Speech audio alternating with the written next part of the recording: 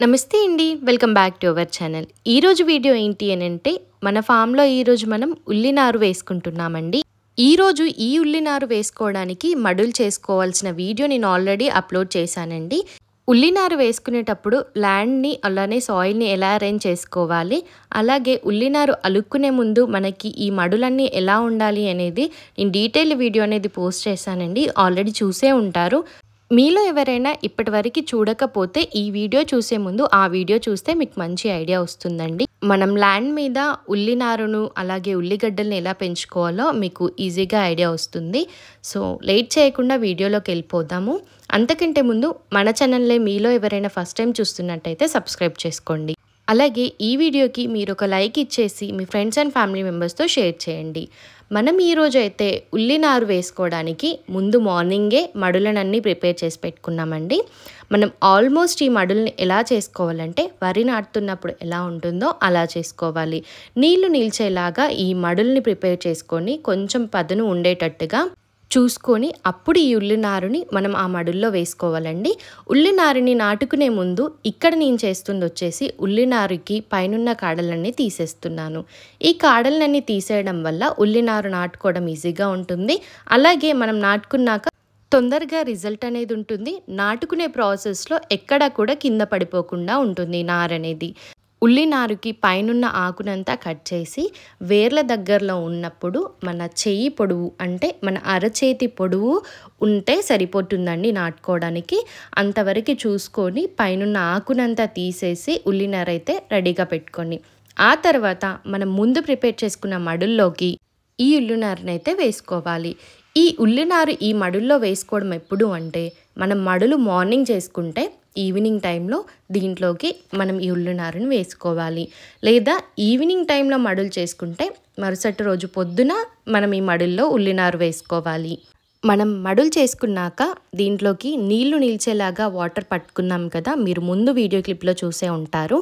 ఆ వాటర్ అంతా ఇనికిపోయాక అంటే సాయిల్ వాటర్ని అంతా అబ్జర్వ్ చేసుకున్నాక ఇక్కడ చూపిస్తున్నట్టుగా సాయిల్ని ఈక్వల్ లెవెల్గా బ్యాలెన్స్ చేసుకొని మనకి ఎక్కడైనా గట్టిగా అనిపిస్తే పైనుంచి కొద్ది కొద్దిగా వాటర్ చల్లుకుంటూ బురదలా చేసుకోవాలి అండి. సాయిల్ కన్సిస్టెన్సీ అనేది ఇక్కడ నేను చూపిస్తున్నట్టుగా ఉండాలి.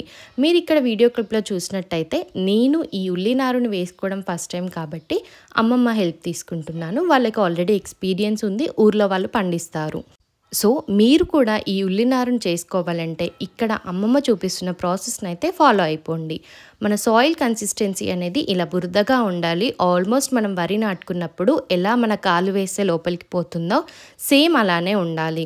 అలా ఉన్నప్పుడు కొద్ది కొద్దిగా వాటర్ చల్లుకుంటూ సాయిల్ అంతా ఈక్వల్గా అడ్జస్ట్ చేసుకుంటూ ఉల్లి నారుని ఇక్కడ చూపించినట్టుగా కొంచెం కొంచెం గ్యాప్తో పెట్టుకోవాలి.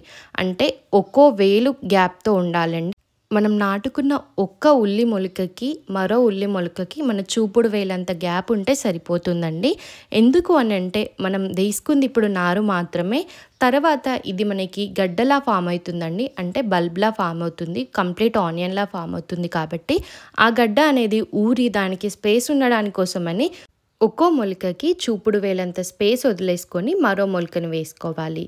సో ఆల్రెడీ మనం ఒక మడి అంతా కంప్లీట్ చేసుకున్నాము. నేను ప్రతి మడిలో కొద్ది కొద్దిగానే వేశాను. నాకు ఇక్కడ అమ్మమ్మ గైడెన్సీ తీసుకొని అంటే హెల్ప్ తీసుకొని నేను ఇక్కడ చేస్తున్నానండి. మనకి ఎక్స్పీరియన్స్ కాదు, ముందు ముందు మనం కూడా చేసుకోవాలని చెప్పి ఫస్ట్ టైం అయినప్పటికీ నాతో అయినంత వరకు ట్రై చేశాను. మీరు ఈ వీడియో క్లిప్లో ఒకసారి కంప్లీట్గా గమనించండి. సాయిల్ని ఎలా అడ్జస్ట్ చేస్తున్నారు, అలాగే పెట్టుకునే పద్ధతి ఎలా ఉంది ఏంటి అనేది. సో దట్ మీకు క్లియర్గా అర్థమవుతుంది. మనం సాయిల్లో పెంచుకుంటే అంటే ల్యాండ్ మీద పెంచుకుంటే గడ్డలు ఎక్కువగా ఊరుతాయి, అలాగే హెల్తీగా గ్రో అవుతాయి. కుండీలో కూడా వేసుకోవచ్చండి. పాట్స్లో వేసుకున్నప్పుడు కూడా మనకి సేమ్ హార్వెస్ట్ అనేది వస్తుంది. అలాగే కేరింగ్ టిప్స్ కూడా సేమ్, మనం నాటుకునేటప్పుడు కూడా సేమ్ అండి.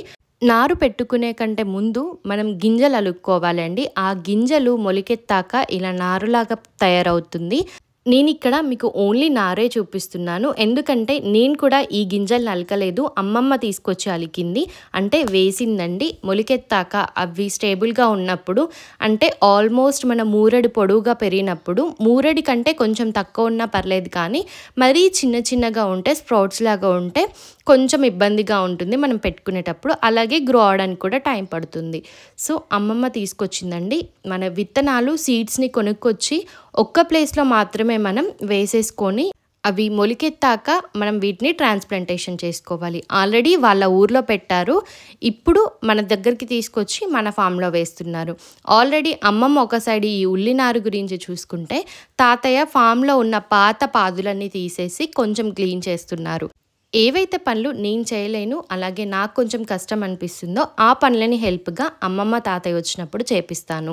మనం తీసుకున్న కలుపునంతా మన ఫామ్‌లోనే ఇలా కాంపోస్ట్ బిన్ లాగా రెడీ చేపిచ్చి దాంట్లో వేసి దాన్నంతా లోపలికి ప్రెస్ చేస్తూ ఉంటానండి. తర్వాత కాంపోస్ట్ లాగా కలెక్ట్ చేసుకోవచ్చు. లేకపోతే సాయిల్ వేసి ఇంకేమైనా మొక్కలు కూడా వేసుకోవచ్చు. మీరు ఆల్రెడీ ఫైనల్ అవుట్‌పుట్ చూసారు. మనం ఉల్లినారును మొత్తం వేసేసుకున్నాక అప్‌కమింగ్ వీడియోస్‌లో ఈ ఉల్లినారుని ఎలా కేర్ చేసుకోవాలి, ఏమేం ఫర్టిలైజర్స్ ఇవ్వాలి, అలాగే ఇప్పుడు మనం వేసుకున్న మొలకలు అవి గడ్డల్లా కావాలి అంటే ఎలా కేర్ తీసుకోవాలి, అవ్వడానికి ఇంకేమేం చేయాలి అనేది అప్‌కమింగ్ వీడియోస్‌లో మీకు అప్డేట్స్ ఇస్తూ ఉంటానండి. Until then keep watching. తర్వాత ఒక 15 డేస్ తర్వాత మీకు అప్డేట్ ఇస్తాను. దీన్ని ఎలా కేర్ చేసుకోవాలి ఏంటి అనేది. సో ఈ వీడియో మీకు యూజ్ అవుతుంది అనుకుంటున్నానండి. సీజన్ ఇప్పుడే స్టార్ట్ అయింది. మీరు కూడా పాసిబుల్ అవుతే కొంతవరకైనా ట్రై చేయండి ఇలా ఆర్గానిక్‌గా పెంచుకోవడం. సో ఇదండి ఈరోజు వీడియో. మీకు యూజ్ అవుతుంది అనుకుంటున్నాను. Thank you for watching. Please like, share and subscribe.